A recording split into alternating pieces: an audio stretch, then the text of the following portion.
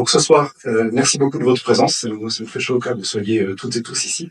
C'est la 45e rencontre Tychographie. Voilà, ce sont des tables rondes qu'on fait mensuellement au volcan en principe, sauf en cas d'impossibilité ou en cas de travaux. Donc mensuellement, sauf l'été, sur des sujets de transition écologique et de résilience territoriale sur le Puy-de-Dôme. Aujourd'hui, on va parler de la question des aliments locaux à travers l'angle de la nutrition avec nos intervenants. Merci à vous de votre présence. Donc ces événements sont présentés. Alors j'ai une petite slide que je vais gérer en parallèle. Voilà. Sur notre site tychographie.fr/rencontre, vous avez les comptes rendus et les podcasts, puisque c'est enregistré en parallèle. Et donc il y a un article de compte rendu qui est diffusé une semaine après chaque rencontre. Voilà. Donc vous pourrez le trouver, même pas une semaine, je crois, Marie-Pierre, ce sera vendredi. Voilà, vendredi. Voilà. Sur le site de Tychographie, qui est une petite association, enfin une association un peu moins petite maintenant. Tu veux en parler, Marie-Pierre? J'en parle? Là, je suis lancé, en fait. Vas-y. Allez, je sens que tu vas préférer que je le fasse. On est une association clermontoise qui opère sur le Puy-de-Dôme sur les questions de résilience territoriale et de transition écologique, c'est-à-dire pour nous, c'est comment les acteurs locaux du territoire du Puy-de-Dôme, les acteurs publics, les acteurs de la recherche, les acteurs du monde de l'entreprise, associatif et les habitants se préparent et se travaillent, envisagent de s'adapter, de se transformer autour des conséquences locales du dérèglement climatique et environnemental. Voilà, c'est une question assez large. On traite aussi bien en tant que média, en tant que journaliste, des questions d'eau, de nourriture, d'énergie, de mobilité, de santé aussi. Voilà, ça traverse ce prisme environnemental.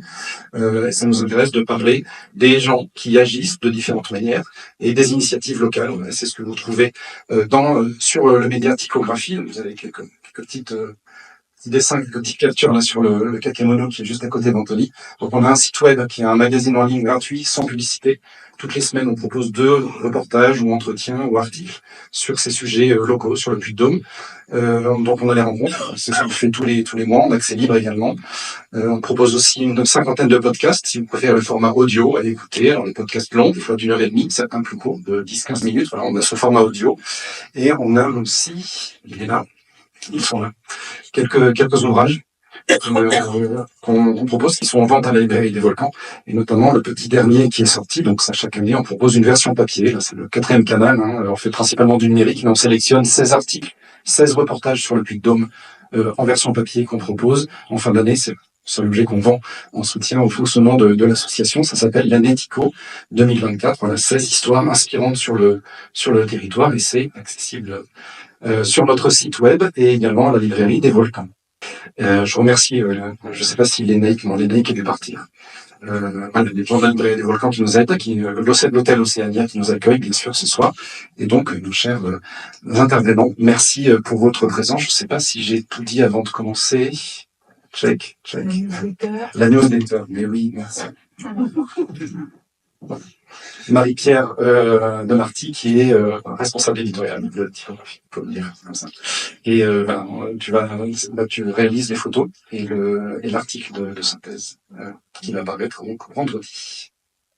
Et tu me rappelles de faire passer les newsletters. Si vous êtes intéressé, on propose une newsletter sur votre mail toutes les 2 semaines, en général. Des fois, c'est un peu fluctuant, mais à peu près 2 fois par mois.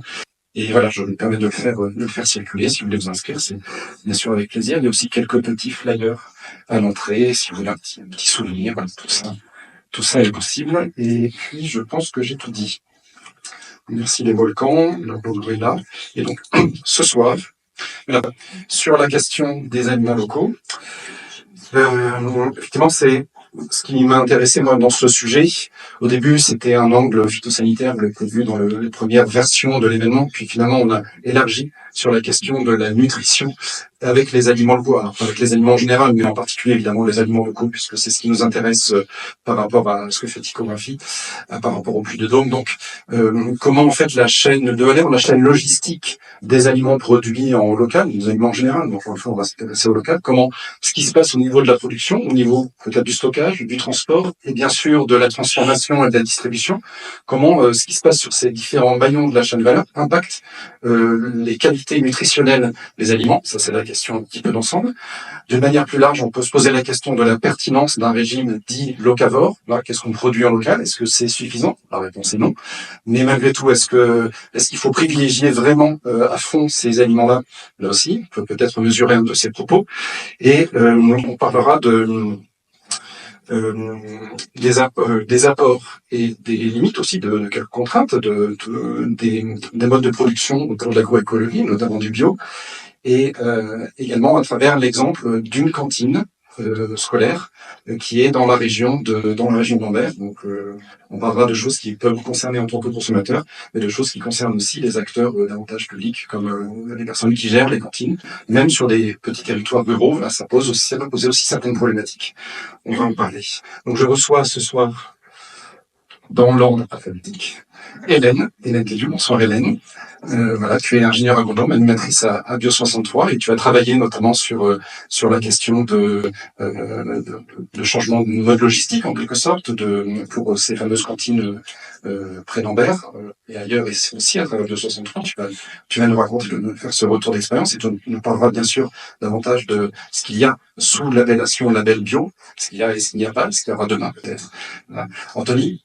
Bonsoir Anthony, chercheur en alimentation préventive et durable à l'INRAE de T, donc Clermont-T, hein, unité de nutrition humaine. Voilà, tu es vraiment spécialisé sur la question de la nutrition, c'est même un peu ton cheval de bataille en quelque sorte. Tu as écrit 2 ouvrages qui sont ici. Voilà, je les montrer, mais bien sûr vous pourrez détailler par la suite, hein, il y a aucun souci. Ce sont 2 ouvrages qui sont au volcan, en tout cas qui sont commandables à travers les volcans. Pourquoi tout compliqué et bien manger si simple, et halte aux aliments ultra transformés, mangeons vrai. Et on va pas beaucoup parler des questions notamment de transformation et d'ultra transformation des aliments.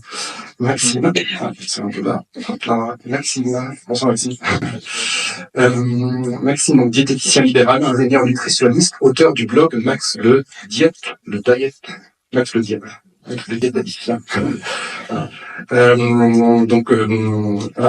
Tu es très présent sur les réseaux sociaux, tu crées des contenus, mais tu travailles à vulgariser aussi ces questions, à sensibiliser à ces questions de... Je travaille plus en cabinet libéral que en... D'accord. Donc voilà, avec vous trois, on va pouvoir couvrir de manière exhaustive, bien sûr, ce sujet que vous pourrez donc retrouver en podcast et en article de synthèse vendredi sur Tychographie. Je pense que j'ai fait le tour. Je vous demanderai juste de garder vos questions pour la deuxième partie de l'intervention. On a commencé un peu en retard, donc on va se donner une heure 5, 1h10 d'échange, et ensuite on garde un temps pour les questions. Je sais qu'on peut partir, on est moins pressé de partir que quand on est à la librairie des volcans, donc on aura peut-être un peu plus le temps d'échanger. Et par la suite, si vous le souhaitez, on fait après chaque rencontre tychographie, après chacune de ces tables rondes, on va boire un verre en fait aux personnes qui le souhaitent. À la brasserie L'Univers en face, voilà, c'est un temps informel où on débrief, on se rencontre, on échange autour d'un verre, d'une boisson chaude. Vous êtes bien sûr les bienvenus. Voilà, c'est un moment très très chaleureux qui fait et qui marque. Alors, il faut bien parler dans le micro pour que tout le monde nous entende. On va commencer. Je reprends. Voilà. Une petite liste. On peut peut-être poser déjà des bases sur ce mot-clé de la nutrition. Voilà. Qu'est-ce qu'on appelle la nutrition? Peut-être, Maxime, tu veux commencer sur la question de qu'est-ce que la nutrition et l'apport pour le corps humain? Ben oui, avec plaisir. Ça va au niveau du son? Je suis trop bien tester le micro. La nutrition, moi, c'est un grand mot. Je commence toujours mes interventions à poser déjà les bases. C'est quoi la diététique? C'est quoi la nutrition? Est-ce que vous avez une petite idée, juste comme ça, main levée? On pourra répondre aux questions à posteriori. Bon, 1, 2, 1,5. Main levée? 1 3/4. Allez, vas-y. Je différencie souvent la diététique et la nutrition. La diététique, ça va être plutôt l'art de l'assiette. On va parler des filières, la qualité nutritionnelle, les aliments transformés ou pas, les recettes, les labels. Et puis la nutrition, ça va être l'étude d'un nutriment ou d'un aliment ou d'une ancêtre sur le corps humain, sur sa santé. Ça peut aller jusqu'à la nutrition clinique, thérapeutique. Et donc, dans chaque service, par exemple, dans les hôpitaux, il existe en principe le métier de diététicien, diététicienne, qui va travailler sur la diététique et la nutrition. Pensez bien que si vous avez un cancer et qu'il faut vous nourrir par perfusion, on est moins sur la diététique, on est plutôt sur de la nutrition clinique, thérapeutique. Donc ça a vraiment un impact. Donc on vient satisfaire des besoins, tout simplement. Satisfaire des besoins en protéines, en glucides, en énergie, en lipides. Voilà, donc on pourra sûrement développer un peu plus. Mais la nutrition, c'est apporter quelque chose, répondre à des besoins du corps humain. Yes. D'habitude, on a plusieurs micros, c'est plus facile. Est-ce qu'il y a des risques, en fait, pas des risques associés à la nutrition, mais peut-être au déséquilibre, aux excès en termes de nutrition? La réponse est oui, mais comment on peut les identifier? Alors, la dose dans le poison, le poison dans la dose, j'ai inversé. C'est un vaste sujet, j'espère que vous avez 2 heures devant vous.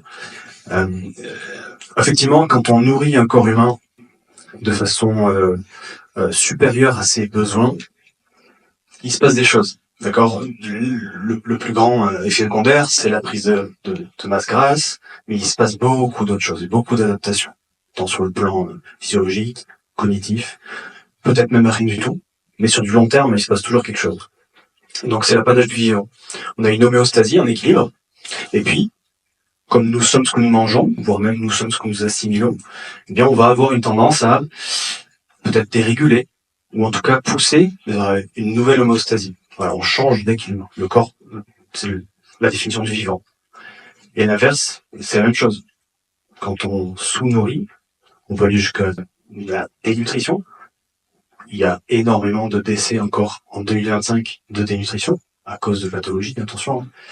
Mais voilà, c'est ce que je peux dire. Alors derrière ça, on pourrait titiller vos craintes, vos peurs, et venir complémenter, supplémenter, que ce soit dans une pratique sportive, ou comme si, peut-être, si on définit que vous êtes au pied du mur et qu'il faut absolument, avec ce régime magique, cette alimentation magique, venir tamponner quelque chose.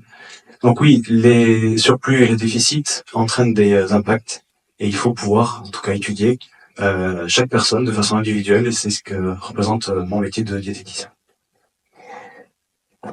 Je vais peut-être vous laisser le micro en fait circuler. Moi, je vais parler un peu plus fort, ce sera plus fluide de cette manière.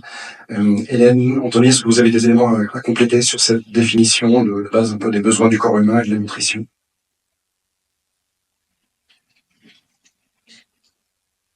Alors compléter, oui, je peux apporter des choses supplémentaires. Tu me diras, Max, si je me trompe, parce que ça remonte un peu loin, mais en fait, pour les besoins du corps humain, c'est les besoins en macro et micronutriments. Les macronutriments, donc c'est les glucides, les lipides et les protéines. Et les fibres aussi, qui apportent des calories, il faut le savoir. Parce que quand elles sont fermentées dans le côlon, ça apporte des acides gras relatifs, donc il y a un peu de calories dans les fibres. Qui est très importante, les fibres, on ne consomme pas assez, puisque c'est entre 25 et 30 grammes par jour, et en France, on est à 18 grammes en moyenne. Enfin, en 2015, depuis la dernière étude nationale. Donc, il faut manger plus de fibres, solubles et insolubles. Après, donc, les glucides, c'est à peu près 55%, les protéines 15% des apports énergétiques, et les lipides 30%. Enfin, il y a des fourchettes, mais en gros, c'est ça. Qu'est-ce qu'on peut dire sur les besoins nutritionnels, qu'il faut pas dépasser 12% des calories par jour en acides gras saturés, et pas plus de 10% grand maximum de calories quotidiennes en sucre libre. Ça, c'est l'OMS au niveau mondial. C'est-à-dire les sucres ajoutés, industriels, les sucres des jus de fruits et du miel. Donc ça, je sens qu'on va y revenir. Voilà, mais voilà, c'est juste pour dire, ça c'est les grandes lignes directrices des besoins. Puis après, il y a les besoins vitamines et minéraux, mais je les ai pas tous en tête. Qu'on va trouver beaucoup dans les aliments qui sont justement peu transformés, puisque plus on va transformer, plus on va avoir tendance à perdre ce qu'on appelle ces micronutriments protecteurs, et au point d'appliquer à ce qu'on appelle des calories vides. C'est-à-dire, en fait, c'est des aliments qui apportent surtout des calories, mais il y a plus beaucoup de fibres, minéraux, vitamines, notamment dans les ultra transformés et dans la malbouffe. Et on verra, puis on y reviendra, que plus on va manger local, évidemment, plus on aura de chance d'avoir des produits qui vont être denses en fibres, minéraux et vitamines, parce qu'ils sont souvent peu transformés ou bruts, quoi. Voilà. C'est un point pour le local, mais c'est pas trop exagéré, on va le voir. Oui. C'est ça. Oui, on pourra y revenir, mais c'est vrai que si on achète local, ça veut dire qu'on achète plutôt des aliments qui sont arrivés à maturité naturellement. c'est quand même lié. Et donc, effectivement, si on prend un légume ou un fruit qui est arrivé dans la saison, et non pas hors saison, la densité en micronutriments sera plus intéressante que si on achète des tomates sous serre tout l'hiver et qui viennent d'Espagne ou de je ne sais où. Alors, Ou des fruits qui viennent de très loin et on sait que le transport peut faire perdre des vitamines. Alors justement, on va le voir juste après sur la chaîne logistique des produits alimentaires. Hélène, tu as juste une petite question. Dans la préparation, tu m'avais parlé de quelque chose qui était constaté notamment autour des cantines. Alors, sans développer tout de suite l'exemple des cantines, mais là, le sujet des régimes hyper protéinés, en tout cas trop protéinés, déséquilibrants en faveur des protéines. Qu'est-ce que ça veut dire? Eh ben, moi j'accompagne du coup les restaurants collectifs dans une démarche d'amélioration de la qualité globale des assiettes. Et quand on a commencé à introduire le menu végétarien, qui est imposé maintenant par la loi Egalim, donc les restaurants collectifs scolaires doivent faire un menu végétarien par semaine.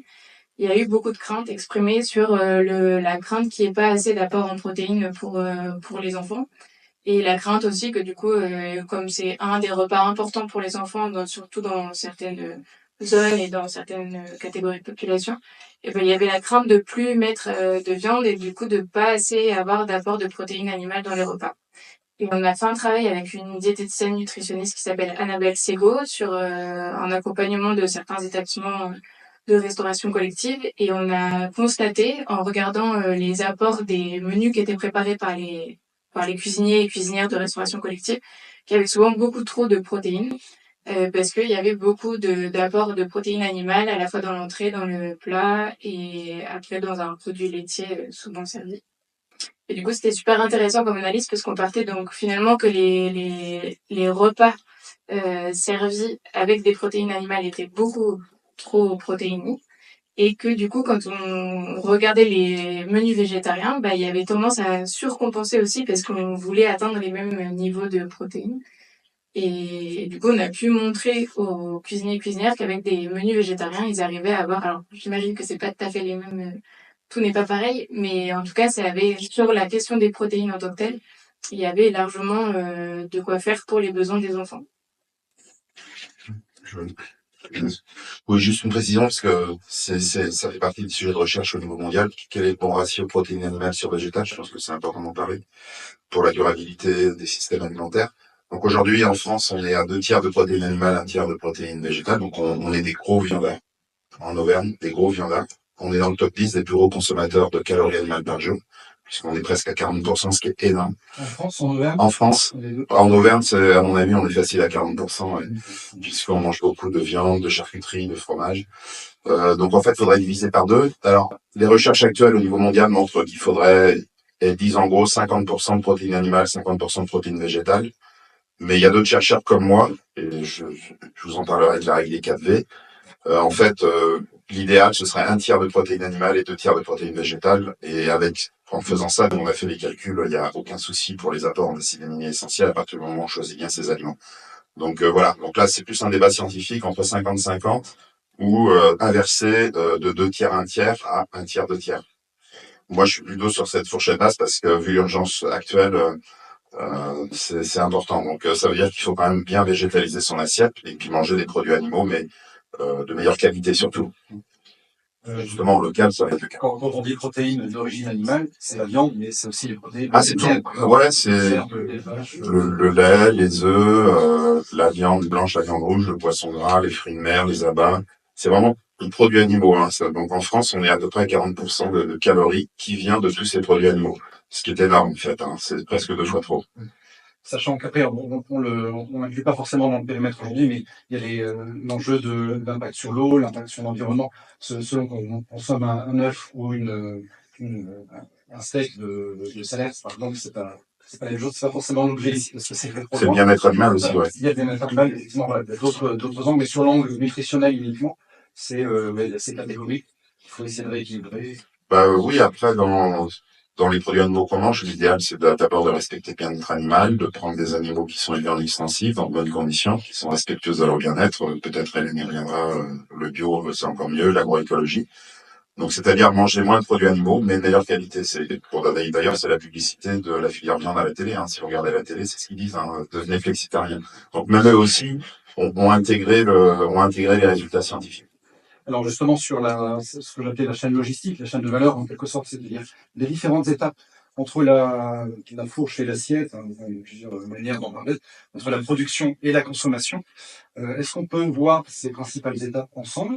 Et vous nous disiez quels sont les impacts nutritionnels selon la modalité de production, de stockage, de transformation, etc.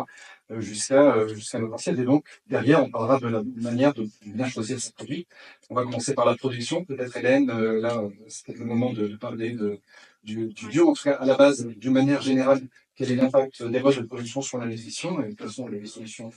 Parce que tout à l'heure, du coup, Anthony disait que quand on mange local, on a une garantie d'un côté avec avec voilà, de meilleures, pas forcément de meilleure qualité, mais en tout cas, tu as dit, Densité nutritionnelle. ouais. Mais il faut se poser la question de qu'est-ce qu'on veut comme production locale, parce qu'on peut aussi avoir des productions sous serre chauffées en Bretagne notamment, où on a la chance de pouvoir avoir un puy de Dôme, mais il y a quand même des grosses productions qui peuvent être voilà, des serres maraîchères en Bretagne, de la production de tomates en hiver avec des lumières qui sont artificielles. Donc c'est quand on dit local, c'est intéressant, mais il faut aller plus loin, je pense, et se dire qu'est-ce qu'on veut comme production, quelle méthode, quel mode de production agricole on souhaite pour notre territoire. Et c'est d'autant plus important qu'on vit sur ce territoire et du coup, toutes les pratiques agricoles qu'il va y avoir vont impacter la qualité de notre eau, la qualité de notre environnement, les résidus de produits phytosanitaires de synthèse éventuellement dans notre environnement. Et voilà. Et du coup, effectivement, nous, l'association Bio63, c'est l'association de l'agriculture biologique du Puy-de-Dôme. Donc, on défend ce mode de production agricole parce que pour nous, c'est celui qui est le plus abouti. C'est un cahier des charges qui est vérifié et qui est contrôlé au moins une fois par an. Et ça peut être 2 fois avec un contrôle inopiné. Et du coup, qui garantit tout un tas de conditions de production agricole qui sont importantes. Et voilà. Aussi bien pour la production végétale que la production animale.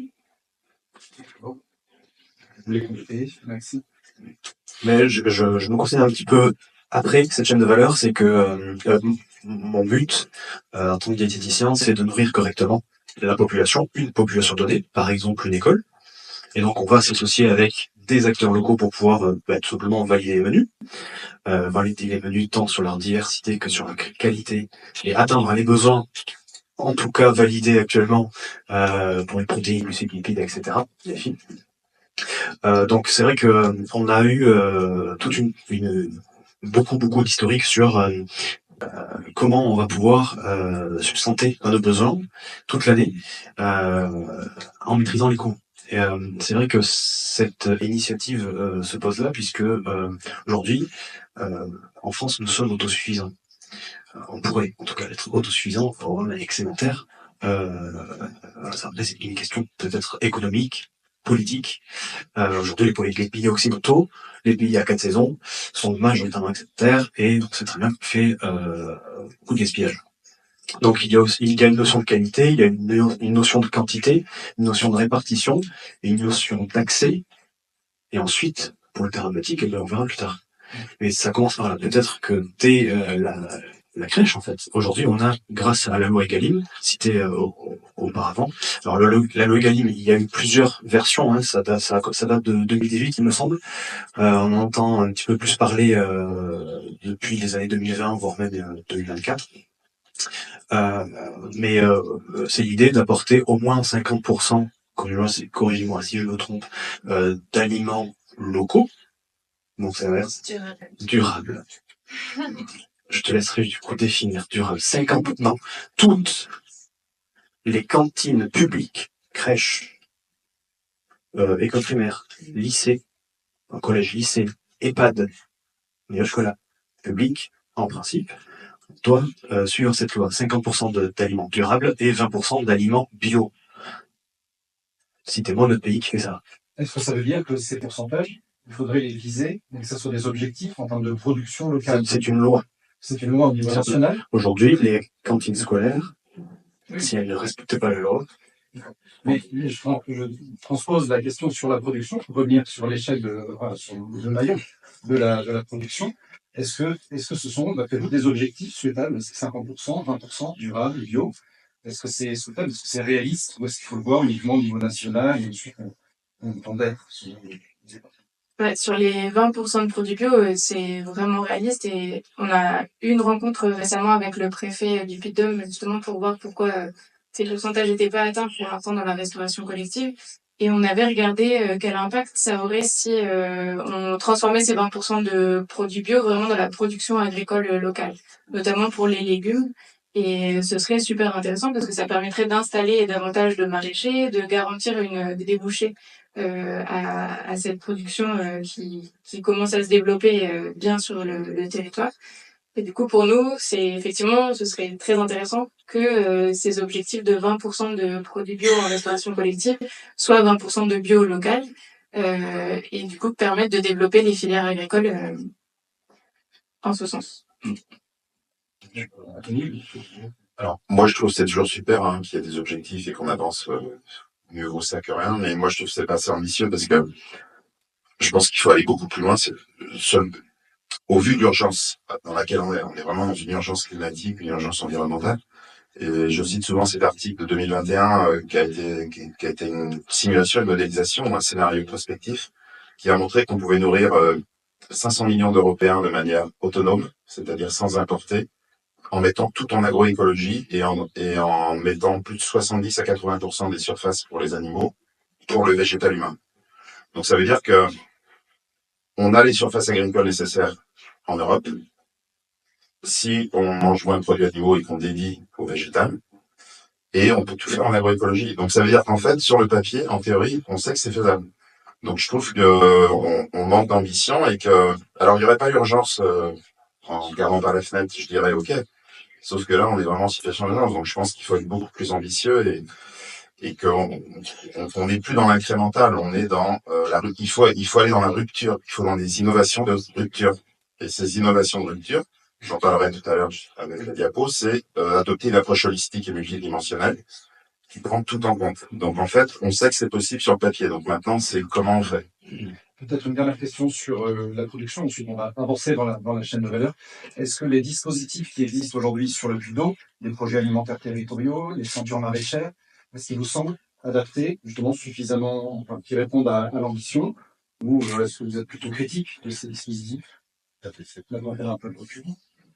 Je regarde Rémi Pilon, qui est coprésident de Bus 63C pourra peut-être compléter.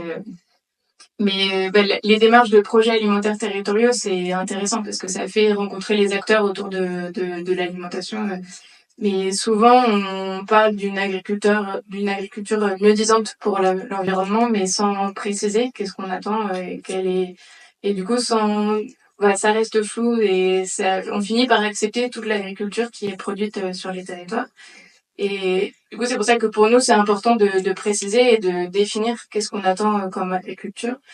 Et l'agriculture biologique, encore une fois, parce que l'agroécologie, c'est un concept qui est très intéressant et qui prend plein de choses en compte sur comment il faudrait vraiment avoir des fermes demain qui prennent en compte et l'environnement et des aspects aussi de rémunération des agriculteurs, enfin des choses beaucoup plus larges. Et l'agriculture biologique, aujourd'hui, c'est la forme, je crois, la plus aboutie de l'agroécologie parce qu'il y a un cahier des charges qui est précis. Et en fait, quand on parle d'agroécologie, les consommateurs sont pas en capacité de savoir si la ferme dont ils achètent les produits a respecté les principes de l'agroécologie. Alors que l'agriculture biologique, il y a vraiment un cahier des charges qui est contrôlé. S'il y a le label qui est Voilà, posé sur le c'est ça. produit, c'est normalement c'est contrôlé. Oui. Il y a Et pas du de coup, label agroécologique. non. Et il y a agriculture biologique, donc le AB et le REFEUIL, qui est le label européen. Il y a Nature et Progrès qui va encore plus loin que le label bio. Il y a aussi l'agriculture biodynamique qui est Déméter. Donc là, c'est avec des approches plus pour notamment sur la vigne. Beaucoup, c'est le vin qui est beaucoup en biodynamie. Mais voilà, en tout cas, c'est ces productions labellisées qui garantissent un niveau d'engagement des agriculteurs dans leur pratique. Et du coup, la non-utilisation de produits phytosanitaires de synthèse, la non-utilisation d'OGM, de bien-être animal. Alors j'aurais une question là-dessus après, mais Comme à l'école. mais bon. Oui, non, je voulais donner un chiffre parce que je pense que c'est important. Ça a été calculé au niveau mondial. Donc, pour revenir sur la chaîne agroalimentaire, il y a 4 acteurs en gros. Hein. Il y a le producteur, le transformateur, le distributeur et le consommateur. Et en fait, ils ont calculé au niveau mondial, donc, tout ça, c'est 36% des gaz à effet de serre, de tous les gaz à effet de serre sur la planète. Et sur ces 36%, ce qui est intéressant, c'est que 24% c'est la production et 12% c'est le reste. Sauf que, en fait, donc on accuse toujours le producteur de polluer et le consommateur de faire des mauvais choix. Mais on s'intéresse jamais aux deux acteurs du milieu, là, qui sont les distributeurs et les consommateurs, qui ont coopté toute la valeur de la chaîne agroalimentaire, et les transformateurs et distributeurs. Et c'est eux les vrais coupables, entre guillemets. Je m'explique, puisque ça fait partie d'un projet de recherche qu'on a terminé avec moi. En fait, si les transformateurs et les distributeurs se comportaient mieux et ne cherchaient pas à coopter toute la valeur de la chaîne agroalimentaire, ils pourraient stimuler en amont une production de meilleure qualité, et du coup, on aurait plus 24%. Donc en fait, on dit toujours aux deux bouts de la chaîne de faire des efforts, alors qu'en fait, c'est ceux du milieu qui devraient faire des efforts. Ça, c'est très important. Et ce qu'on a aussi conclu avec un consortium international de chercheurs, c'est qu'en fait, notamment en ce qui concerne la transformation, c'est que le modèle de la multinationale agroalimentaire qui stimule une production de mauvaise qualité en amont avec des aliments ultra transformés, de l'intensif, eh bien, il est plus durable d'avoir plein de petites et moyennes entreprises locales, c'est-à-dire relocaliser la transformation, puisque en relocalisant les distances sont plus courtes, donc on n'a pas besoin d'ultra transformés, puisque ultra transformé, c'est pour que l'aliment fasse des milliers de kilomètres et se conserve très très longtemps.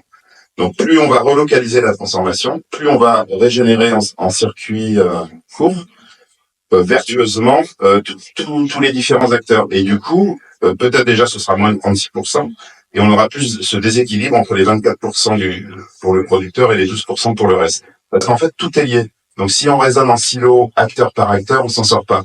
D'où la nécessité toujours de cette approche holistique, en considérant que les 24%, d'accord, mais c'est lié aux transformateurs et aux distributeurs. Ils sont plutôt structurés en grande société. Voilà, et qui stimulent en amont. Parce qu'il n'y a pas de secret. Si vous voulez des prix aussi bas en grande distribution, il faut ultra transformer, parce qu'il faut remplacer les ingrédients nobles par des marqueurs d'ultra transformation, qui est de la chimie comestible bon marché sur la planète. Et donc ça ne peut que stimuler en amont une production de très mauvaise qualité avec plein de pollution, pesticides, etc. Donc ça, c'est important d'avoir en tête et donc de bien comprendre que pour moi, les vrais acteurs importants, c'est transformateurs et distributeurs. Alors justement, ma question bonus était la question d'origine de la première version de cette rencontre. C'est voilà, les phytosanitaires, les intrants. Alors s'il n'est pas financier exclu par le cahier des charges du label bio, quel impact sur la qualité nutritive, mais aussi sur au-delà de ça, le caractère polluant délétère des produits. Comment on peut résumer ça? Je sais que c'est un gros sujet. Et qu'est-ce qu'on peut en dire aujourd'hui? Oui, pour faire très simple, on a un micro à mes collègues. En fait, tout aliment est plus ou moins transformé. C'est-à-dire que si vous cueillez une pomme et que vous la stockez, déjà, le stockage, c'est une forme de transformation, parce qu'elle peut perdre des vitamines avec le stockage, la température ambiante, la lumière, etc. Donc en fait, on mange tous plus ou moins transformés. C'est-à-dire, si on veut ne plus manger transformé, il faut devenir un carnivoriste, c'est-à-dire tout manger cru, ou un chasseur-cueilleur, c'est-à-dire sortir de l'Océania, puis aller chasser le renard errant dans les parcs, et avec ses arcs et ses flèches, et puis aller cueillir les baies au jardin et quoi. Donc, oui, un équiblé qui a eu un produit phytosanitaire, c'est les transformés? Alors, moi, je m'intéresse à la transformation. Après, ça, c'est une transformation qui est beaucoup plus en amont, donc Hélène pourra mieux parler. On va y venir, mais d'abord vraiment sur cette question des produits. Non, pour le phytosanitaire, c'est pas mon domaine. Qu'est-ce qu'on peut dire là-dessus, Max? J'ai une première notion, c'est que phytosanitaire étant le but de pouvoir protéger la pousse. D'accord. Peut-être que mon aïeul me dirait que justement de laisser certaines plantes, laisser certaines vies permet de stresser positivement ce qu'on souhaite faire pousser et donc manger. Donc ce n'est qu'une suggestion, mais à première vue, cela pourrait être légèrement, et attention, je parle vraiment légèrement, délétère sur la qualité nutritionnelle, la densité nutritionnelle. Mais je m'avance peut-être un peu parce que c'est pas un petit peu quelques sprays d'un phytosanitaire qui va changer la quantité de protéines d'un poids ou que sais-je. Mais peut-être que sur des générations, oui. D'ailleurs, on a une résistance qui s'opère et puis donc on se doit de sélectionner. L'apanage du vivant, c'est toujours vivre. Donc c'est de s'adapter. Et donc au fur et à mesure, là on pourrait voir juste l'action en une fois, non zéro, aucun changement. Par contre, sur des décennies, évidemment. Alors peut-être parce qu'on a fait une revue de la littérature sur densité nutritionnelle des aliments et agriculture bio. qu'on a publié dans l'information diététique d'ailleurs. Et en fait, ce qu'on sait, c'est que les fruits et légumes et céréales, grains et graines, sont en général, quand ils sont cultivés en bio, plus riches en antioxydants. Pourquoi? Parce que les antioxydants, c'est ce qui permet à la plante de se protéger des stress extérieurs. Donc si on la surprotège pas par des phytosanitaires, elle va se défendre par elle-même plus. Donc elle va générer plus d'antioxydants. C'est le même principe pour l'humain. Si vous le protégez trop quand il est jeune, par exemple, on sait que les enfants élevés à la campagne dans les fermes ont une meilleure résistance immunitaire parce qu'ils sont confrontés à des agressions extérieures beaucoup plus importantes. Donc c'est un peu le même principe. Et après, pour les animaux, ce qu'on sait, c'est que notamment la viande peut être plus riche en oméga 3, qui sont des lipides plutôt de qualité, mais on ne sait pas trop si c'est lié à la bio ou si c'est le fait que, en fait, c'est plutôt l'herbe qui mange, puisque le bétail en bio est souvent en extensif sur de l'herbe. Donc, c'est pas sur des fourrages ou des tourteaux ou des choses qui sont achetées. Et donc, c'est pour ça que le lait et la viande est plus riche en oméga 3. Ouais, après, juste pour compléter, au-delà oui, il y a aussi sur, de manière plus globale, quand en agriculture biologique, justement pour se passer des phytosanitaires, on doit faire des rotations beaucoup plus longues avec davantage de cultures sur une même parcelle, pour pouvoir justement éviter qu'il y ait des cycles de maladies ou de ravageurs qui s'installent. Et du coup, c'est aussi intéressant parce que ça va faire qu'il va y avoir une beaucoup plus grande diversité de production sur une même ferme. Et du coup, sur un territoire, si on encourage l'agriculture biologique, il va y avoir une plus grande diversité d'aliments produits sur une même ferme. Et aussi sur les semences, parce que dans les intrants, ça peut faire partie voilà, les semences, c'est aussi un gros sujet et on tend à réduire la diversité génétique des plantes qu'on produit avec du coup toute l'enregistrement des semences. Et les agriculteurs bio et les paysans ont tendance à utiliser des variétés plus anciennes pour la production agricole. Ça, je sais pas si il y a eu des recherches sur l'intérêt des semences paysannes anciennes par rapport à d'autres sur l'intérêt nutritionnel. Mais en tout cas, dans la diversité, c'est intéressant pour plein d'autres aspects. Non, il n'y a pas beaucoup de recherches. Non, il y a pas beaucoup de recherches là-dessus. Et puis, j'avoue que j'ai pas fait la littérature. Il faudrait faire une littérature scientifique sur le sujet. Mais peut-être qu'il y a des gens à ça qui Pour conclure sur la question du bio et au niveau de la production, est-ce qu'on peut dire, d'une manière générale, qu'on peut se passer le phytosanitaire en changeant, en adaptant le process, peut-être en prenant plus de temps, en voyant les choses différemment, mais il est possible de s'organiser de cette manière. Oui. Oui. Et il y a 665 fermes bio quand même, donc ça représente que 10% des fermes, mais ça montre que c'est possible. Et plus il y aura de biodiversité aussi, et du coup plus il y aura de fermes avec des haies, d'infrastructures agroécologiques, c'est comme ça qu'on appelle, plus ce sera facile, parce que du coup il y aura davantage d'insectes, d'auxiliaires de culture qui permettront de lutter naturellement contre ce qui est délétère pour les productions animales. On va descendre un petit peu, parce que le temps passe, donc on descend dans la chaîne de valeur. On a parlé de production, on est resté pas mal de temps sur la production, c'est bien important. Sur le transport, on l'a un peu évoqué. Est-ce qu'il y a des choses complémentaires à dire sur la manière de transporter et de stocker, transport, stockage, logistique des produits? Les minéraux, a priori, il n'y a pas de modification, puisque par définition, c'est des minéraux. Donc, ils vont surtout être perdus à la cuisson à l'eau, par ce qu'on appelle l'exiliation, par les pertes en eau. C'est pour ça qu'on dit que dans les conserves, c'est bien des fois de garder un peu le jus, parce que mais là, on est plutôt dans la transformation. Après, c'est surtout le mûrissement des fruits, par exemple, qui va changer évidemment la composition des fruits, et puis des pertes de vitamines en fonction de la température et de la luminosité, qui sont des vitamines thermosensibles. Mais si vous voulez, pour nous, dans la recherche, la vraie question, c'est jusqu'à quelle transformation on peut aller sans affecter la santé humaine. Et donc c'est pas à ce niveau-là qu'on va affecter la santé humaine, ça va être plutôt à l'étape suivante dont je parlerai tout à l'heure. Juste un mot sur le froid, la chaîne du froid, et l'impact sur notamment des fruits, des légumes, peut-être. La chaîne du froid, enfin je vais pas développer, on sait tous qu'on a besoin d'un réfrigérateur à la maison, ne serait-ce que pour conserver, voilà, J'ai juste demandé un mot. C'est beau, non mais la question est noble. Non, si, elle s'inscrit dans le contexte de la réunion de ce soir. En fait, le point principal, c'est que nous sommes sur un système réductionniste, c'est-à-dire qu'on va avoir un macro producteur, un macro distributeur pour des fourmis qui viennent consommer.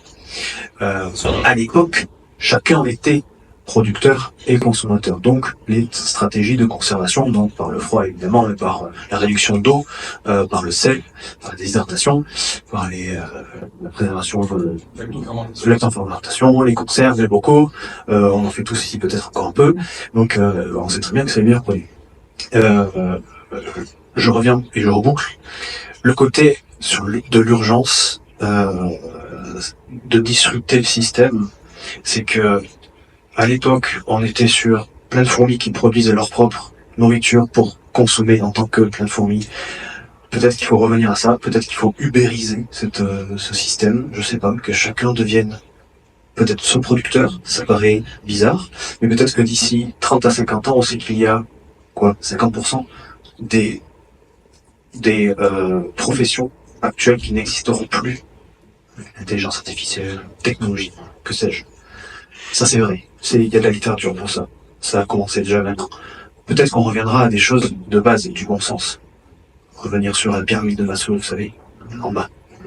Pour le froid, on aura des fégos quand même. Pas forcément. Alors, le froid, il n'y a pas de souci pour le potentiel santé d'un aliment, c'est plutôt même bien comme transformation, les légumes surgelés. Non, la question du froid, elle est ailleurs, elle est plutôt pour l'environnement et la planète, parce que congeler le froid, ça coûte beaucoup d'énergie. Donc c'est en termes de production de gaz à effet de serre, le problème pour la conservation pour le froid, elle est pas pour la santé humaine, absolument pas. Elle est vraiment environnementale. C'est les externalités négatives qui sont autour. Le meilleur moyen de conserver le cochon, c'est de l'avoir vivant dans la ferme. Donc acheter une ferme et avec un cochon. Ouais, mais quand on tue un cochon, il faut un peu de temps pour le manger quand même. Oui, Et la salle cochon, c'est ce pour réserver. Ou alors, un cochon sert à beaucoup de personnes, et donc le temps de consommation est bien plus court. Non, moi je rien à dire là-dessus. Après, peut-être, si on peut dire une chose, c'est que, parce que je suis aussi dans un projet de recherche qui s'appelle Pimento, qui est sur les produits fermentés au niveau européen. Et la fermentation est de plus en plus étudiée par la recherche, elle avait été très délaissée. Et, en termes de procédés de conservation, en fait, la fermentation coche toutes les cases. C'est-à-dire, on a besoin de froid, puisque, c'est la seule transformation qui peut augmenter la densité en nutriments protecteurs, puisque les micro-organismes peuvent apporter des vitamines, ça peut détruire des facteurs antinutritionnels. C'est plutôt durable. Il n'y a pas besoin de froid, ça se conserve bien, et puis on peut jouer beaucoup sur les goûts, alors des goûts qui sont peut-être un peu exigeants, pas toujours faciles d'accès, mais en tout cas, je pense qu'il va y avoir un regain des produits fermentés, parce que c'est quelque chose qui est très intéressant pour la santé et la planète. Ok.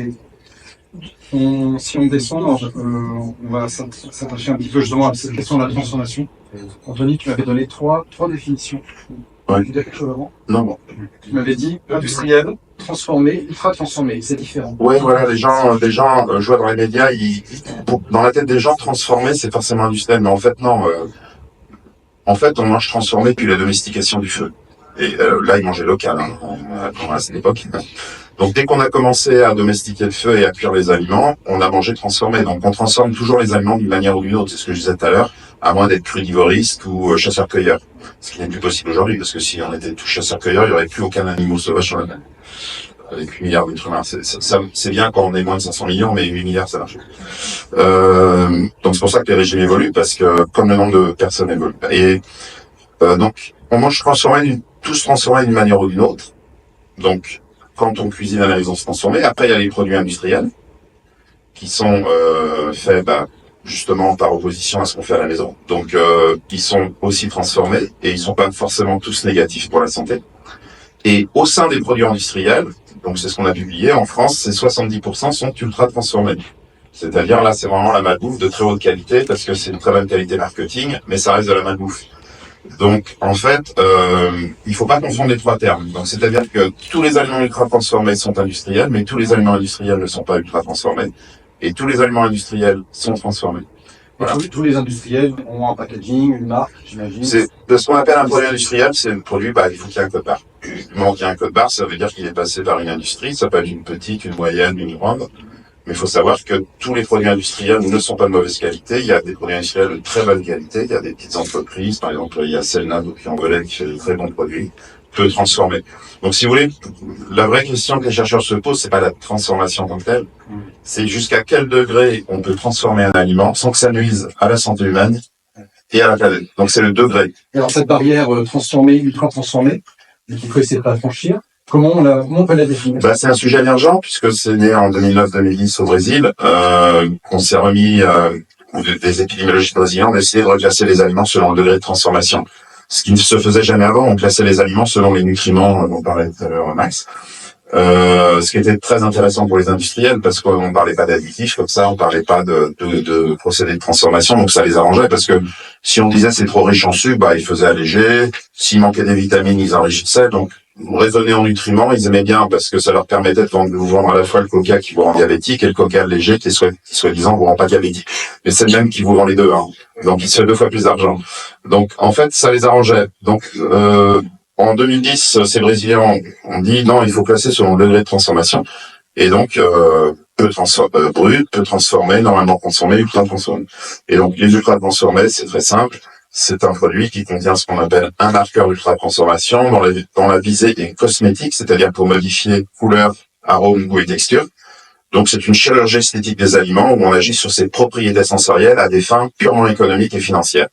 C'est-à-dire que, en jouant sur la sensorialité de l'aliment, on peut le rendre addictif, nous faire consommer plus que de raison, nous le faire acheter. Donc, en fait, l'ultra-transformation, c'est vraiment, l'objectif n'est plus la santé humaine, mais l'argent. C'est-à-dire que l'aliment devient un produit, comme un smartphone, qu'on customise. Donc, et par définition, ce qui est cosmétique n'est pas indispensable. Et donc, la grande question pour les consommateurs, et j'en dirai pas plus, c'est quels sont ces marqueurs d'ultra-transformation. Donc, c'est tous les arômes, naturels, de synthèse, tout ça, c'est pareil, c'est pas d'arômes.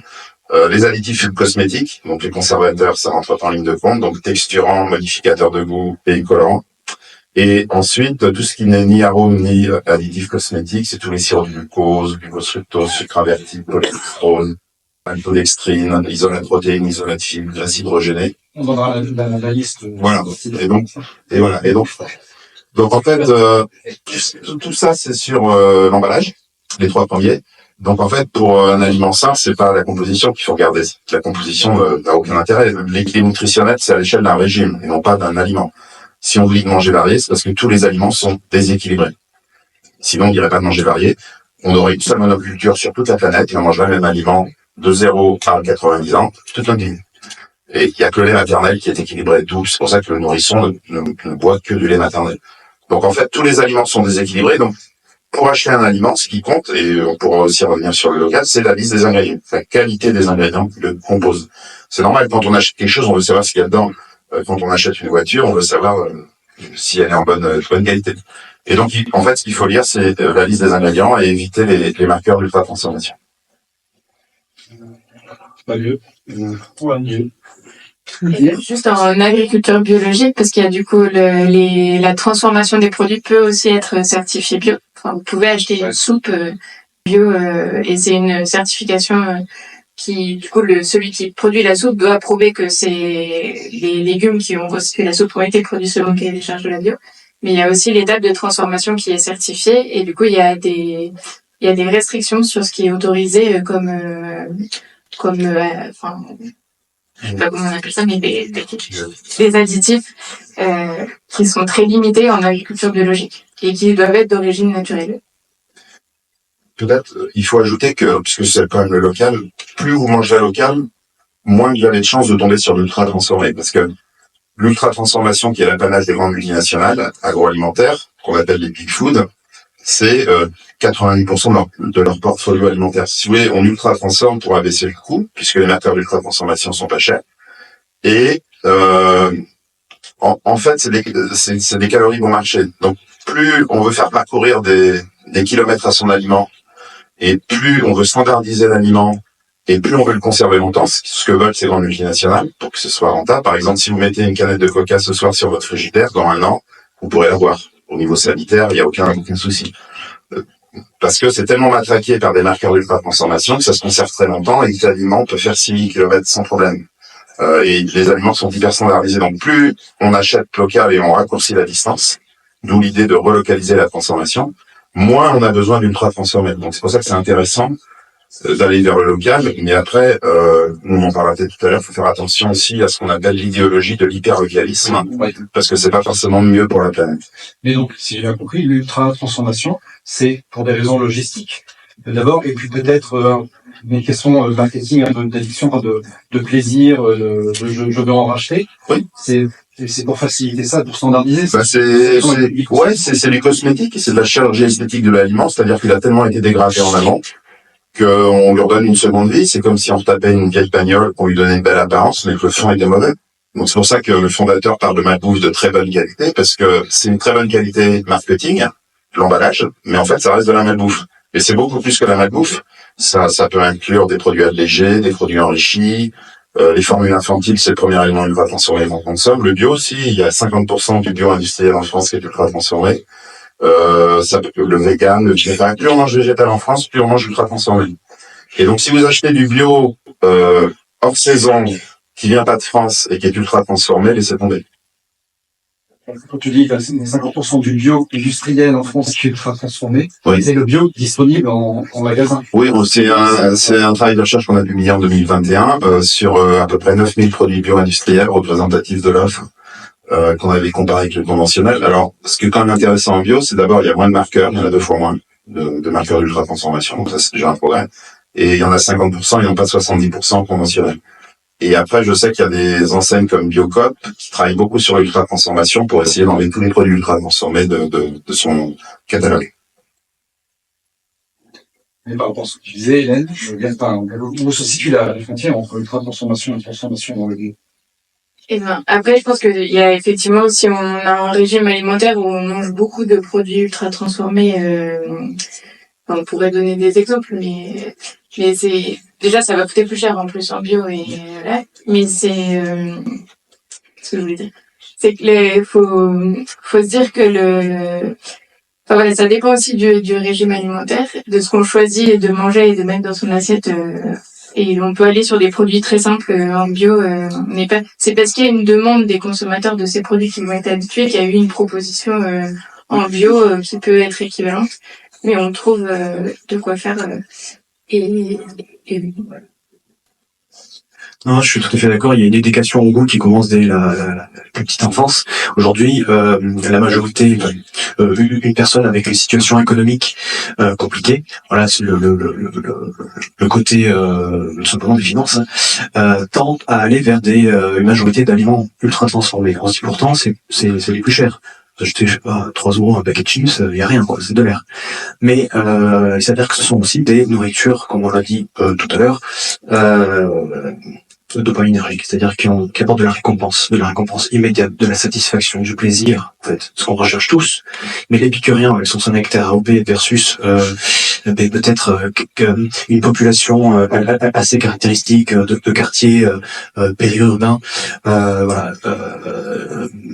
Bon, je vais pas développer, vous avez compris, a tendance à se jeter vers ces aliments parce que c'est vraiment un pic de plaisir immédiat en compensation potentiellement d'une catégorie socio-professionnelle qui vont aller à Biocoop pour se substanter avec des produits un petit peu moins transformés, avec toujours aussi autant de plaisir. Et l'acte d'achat est un vrai geste de plaisir, l'acte de faire les bons choix participe à un bonheur et ça nourrit aussi d'une autre manière.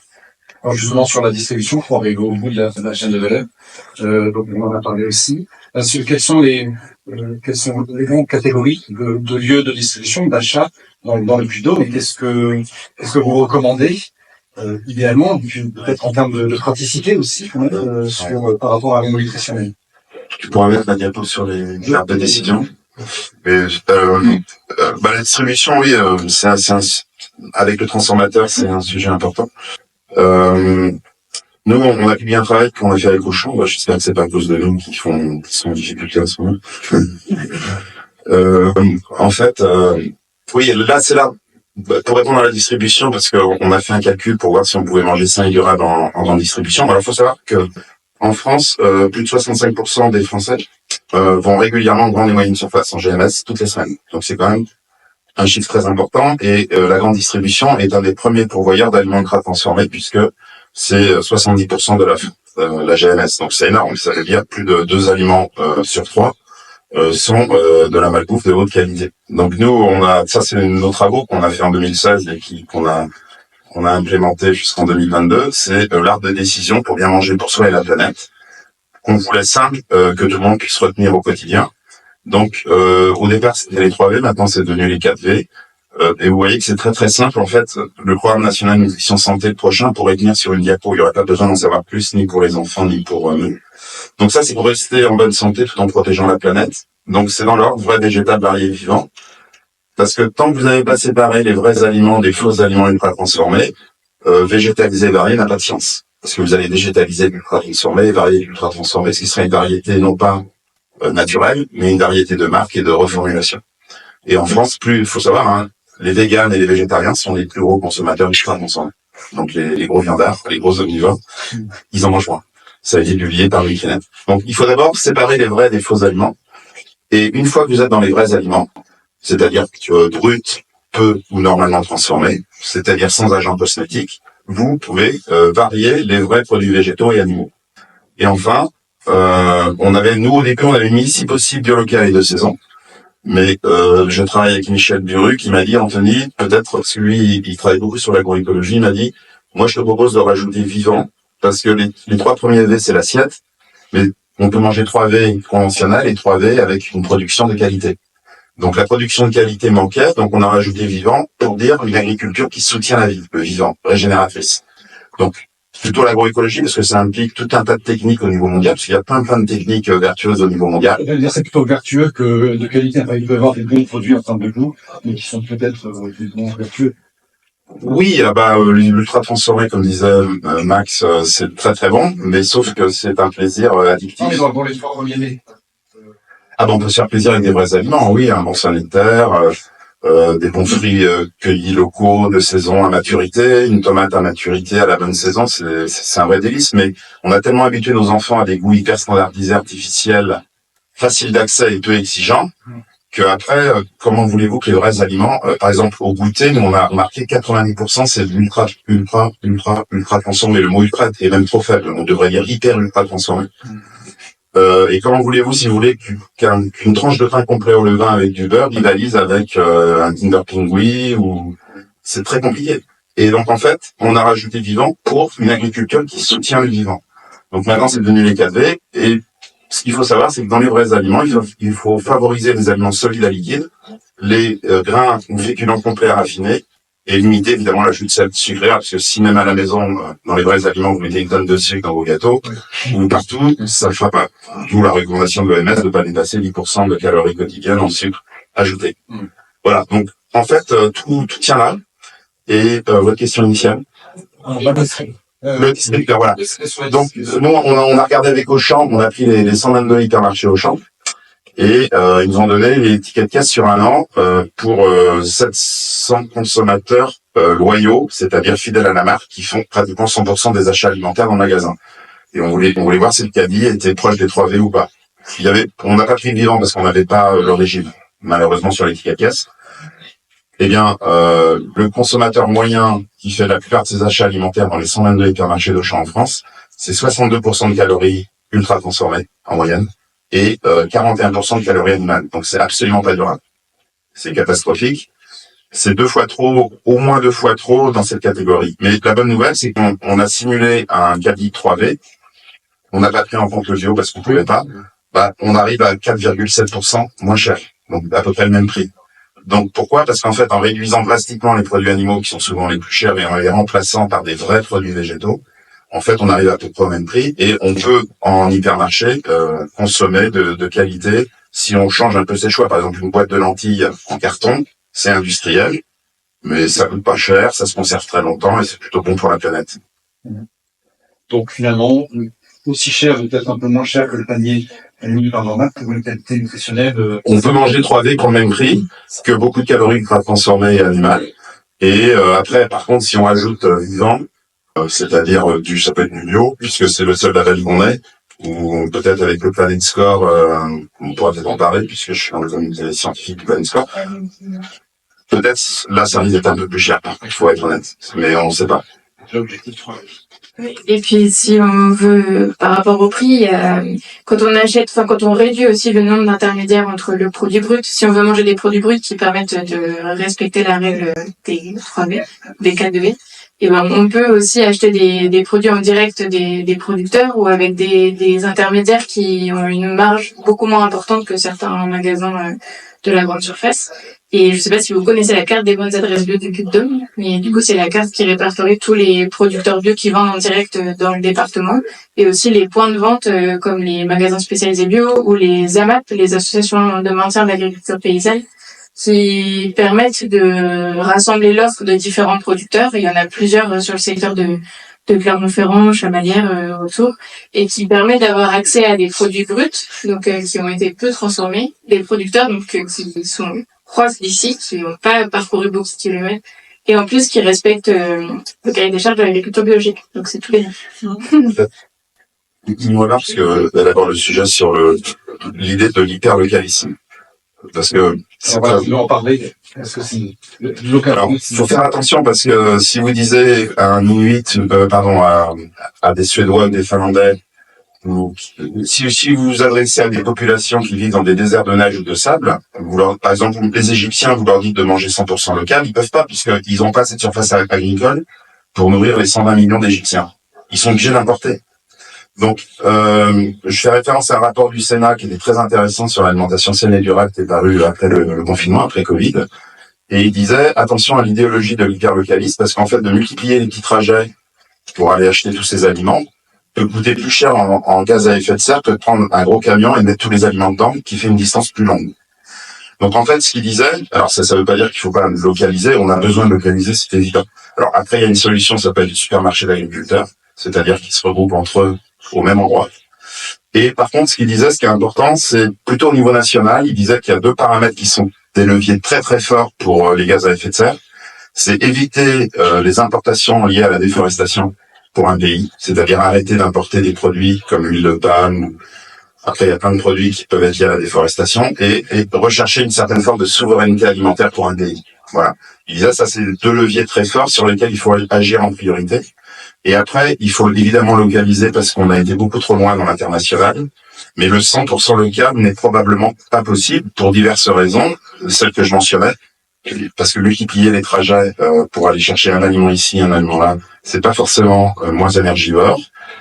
Et puis, il y a des gens... Pas souhaitable non plus, parce que finalement, on produit pas tout ce qu'il nous faut. Et puis, il y a les échanges, on a besoin d'échanges culturels. Et si on veut manger 100% local, vous dites adieu à la cuisine japonaise, à la cuisine. Donc, ça veut dire qu'en fait, c'est plus une question d'équilibre. On a été trop loin dans une direction et on a besoin de relocaliser, notamment la transformation. Mais le 100% local est un vœu pieux, c'est plus de l'idéologie qu'une vraie solution scientifique et pragmatique. On va peut-être passer sur le dernier chapitre pour conclure. C'est cette expérience, justement. On a fait un petit peu toute la chaîne de valeur. On a parlé aussi de produits locaux. On a parlé de beaucoup de choses à travers cette descente dans la chaîne logistique de ces produits alimentaires. Là, on s'est mis à la place d'un consommateur. On a parlé du supermarché, on a parlé de Dama et autres. Si on se met cette fois à la place d'une cantine scolaire, voilà, même de petite taille, est-ce que tu peux nous raconter ce qui s'est passé à Brousse? On pense que c'est pas très loin d'Ambert, une trentaine de kilomètres d'Ambert, tout ça. Quelles étaient la situation antérieure? Pourquoi ils ont voulu changer et qu'est-ce que ça a donné? Et du coup, je sais pas si vous voyez où est Brousse. C'est une petite... c'est une commune qui est sur le secteur de Ambert-Livradois-Forez, mais proche aussi de la Comcom Aglo-Pays d'Issoire et de Lyon Communauté. C'est un peu plus au nord que Sauxillange, mais voilà, c'est dans ce coin-là.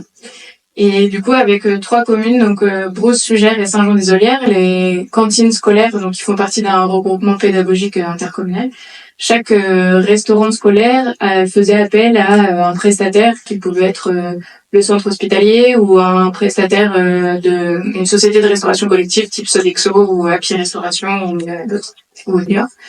Et ils n'étaient pas super satisfaits de la production des repas parce qu'il y avait beaucoup de gaspillage, parce qu'ils maîtrisaient pas les approvisionnements, où venaient les produits, et ils n'étaient pas toujours très satisfaits de la qualité des repas. Donc ils ont fait le choix de se regrouper les trois communes pour créer une cuisine réhabiliter la cuisine de Brousse et repréparer des repas localement. Du coup, ils ont fait appel à une cuisinière. Et donc c'est à Brousse qui prépare les repas pour les 3 écoles, donc de Brousse, Sugères et Saint-Jean-des-Olivières. Et ils préparent une centaine de repas. Et ils ont vraiment fait un gros travail sur d'où venaient les produits qui étaient cuisinés dans cette cuisine pour les enfants des 3 écoles. Et donc, ils s'approvisionnent aujourd'hui auprès de 14 producteurs. Donc, c'est aussi ça demande une grande volonté de la part de la personne qui gère les achats, parce que souvent, ils font aussi au plus simple, parce que c'est des gens qui ont très peu de temps pour préparer les repas, pour tout gérer. Et donc là, ils font appel à une quinzaine de fournisseurs, dont des producteurs locaux. Et donc, il y a une grande partie, plus de 50% de leur approvisionnement qui est dans moins de 20 kilomètres autour de Brousse, et beaucoup en agriculture biologique. Ils ont plus de 50% de produits bio. En tout cas, c'était le cas en 2023. J'espère que ça va être toujours en 2024. Mais voilà. Et donc, ils ont vraiment retravaillé sur les approvisionnements, sur les menus. Et ils ont aussi pris à cœur le menu végétarien, parce que c'était dans la loi Egalim, comme on disait tout à l'heure. Et ce que disait Anthony, par rapport à ceux qui changent de régime pour aller vers des régimes végétariens et qui utilisent beaucoup de produits ultra transformés, on le voit beaucoup en restauration collective, parce qu'ils ont l'habitude d'avoir de la viande, un féculent et des légumes, et du coup il faut remplacer ce morceau de viande, et on va chercher un substitut à ce morceau de viande. Et du coup, c'est souvent des galettes ultra transformées au soja ou des boulettes de soja. Voilà. Et du coup, il y a un gros travail qui a été fait, notamment par cette cantine, mais aussi à travers des formations qui a été organisées par la communauté de communes en Berlin-Rodon-Forez pour réapprendre à vraiment cuisiner des plats végétariens, où on n'utilise plus des produits ultra transformés, où on cherche plus à avoir une assiette qui ressemble à une assiette avec un morceau un peu marron, quelque chose un peu jaune et quelque chose un peu vert. Et ils ont vraiment du coup été formés à refaire des plats végétariens. Et avec du coup l'utilisation de légumineuses, de pois chiches, de lentilles, en mélangeant avec des légumes, en mélangeant avec des féculents. Et donc ça leur a permis de diminuer le coût des repas, parce que du coup, en achetant des produits bruts, et ils arrivent à s'en sortir pour un tarif tout à fait raisonnable. Moi, j'entends qu'il y a une question de formation, Oui. une question de logistique, d'infrastructure aussi, et d'organisation de temps. Enfin, ça a dû chambouler tout ça. Oui. Mais au final, voilà, dans l'assiette, dans l'assiette et dans le bilan repas, on a quelque chose de positif. Il y a quel recul en termes de durée sur cette expérience? Et ben, ils ont commencé en 2022, donc c'est tout récent.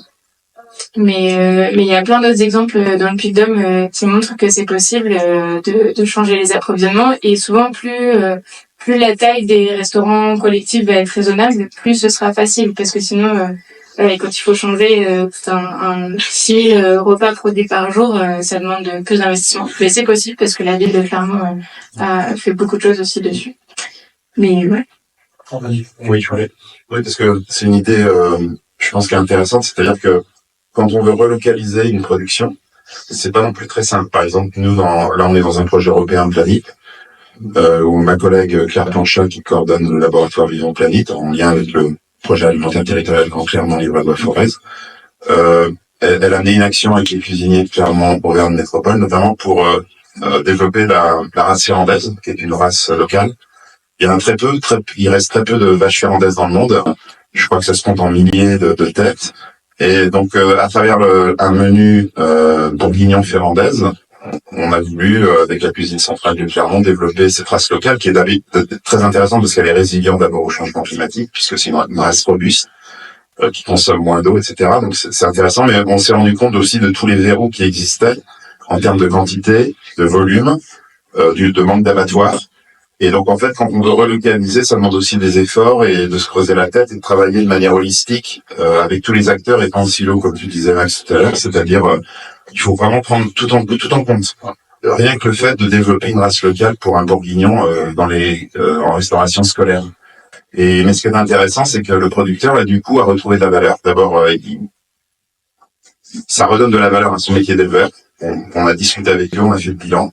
Ils étaient très fiers de remettre au bout du jour cette race locale. Donc, on redonne de la valeur à un métier. Ils gagnaient plus d'argent. Donc, c'était au niveau du revenu beaucoup plus intéressant et on supprimait quand même des intermédiaires. Mais voilà, l'idée, c'est de dire que de relocaliser, quand on a beaucoup internationalisé ou des grandes distances, ça demande aussi beaucoup des efforts et c'est pas toujours gagné d'avance. C'est ça que je voulais dire. Je vais revenir en parallèle. Peut-être 5 minutes pour conclure. Il y a des choses qu'on n'a pas évoquées, évidemment. On n'a pas évoqué on a évoqué un peu le gaspillage alimentaire, mais dans la chaîne de valeur, on aurait pu aller au-delà de l'assiette. Voilà. Ce sont des sujets qu'on a évoqués dans d'autres rencontres et sur la typographie. Il faut prendre conscience qu'il y a cette question de qu'est-ce qu'il nous reste à la fin, qu'est-ce qu'on jette, qu'est-ce qui se passe. La chaîne de valeur continue et même elle peut se circulariser. On a parlé des externalités environnementales négatives. Là, on a parlé de l'impact en termes de gaz à effet de serre, de l'impact sur l'eau. On a un petit peu survolé. Peut-être que je pourrais vous demander quand même à quoi il faut faire attention au-delà de la question nutritionnelle, des phytosanitaires, etc. Selon vous, s'il faut résumer quelques points importants d'externalités négatives, sur quoi on peut porter son regard, son attention quand on choisit ses aliments, son régime. Alors, ensuite, chacun a choisi comme il veut, mais peut-être la question piège de fin, mais quels sont les points de vigilance pour vous au-delà de la qualité nutritionnelle? Moi, je dirais on réfléchit un peu. Moi, je dirais réfléchir à le mode de production agricole qu'il y a derrière et du coup d'essayer de se renseigner au maximum sur le produit que vous achetez, comment il a été produit, quelles sont les conditions, et se fier à des labels qui sont contrôlés et pas juste des informations qu'il peut y avoir sur des fois il y a des annotations marketing qui font croire que le produit est super, mais il y a des labels qui existent et qui sont contrôlés. Et moi, j'encourage à s'appuyer dessus. Et puis après, c'est aussi trouver les labels qui vous correspondent. Donc, l'agriculture biologique qui garantit des pratiques agricoles. Mais si ce qui vous intéresse, c'est aussi le juste revenu des agriculteurs ou il y a le commerce équitable, il y a voilà. Donc c'est être conscient de ça, faire attention à ce qui est indiqué sur les produits et choisir en fonction de ce que vous voulez défendre quel produit vous mettez dans votre assiette. Merci. Et moi, ma conclusion, c'est de mettre un petit peu le point sur quelque chose qui a moins été évoqué. C'est normal, c'est moins le thème. On a parlé de l'écologie, de l'économie. Mais quel est le dernier point d'alignement qui permettrait de faire agir les gens, tout le monde? C'est la santé, tout simplement. Aujourd'hui, on a des normes, on a un système digestif, effectivement, si on mange moins brut, plus brut, moins transformé, vrai, végétal, varié, vivant. On augmente drastiquement toute sa capacité santé. On gagne des points, tout simplement. Donc si on vit mieux, on peut vivre entre guillemets plus longtemps.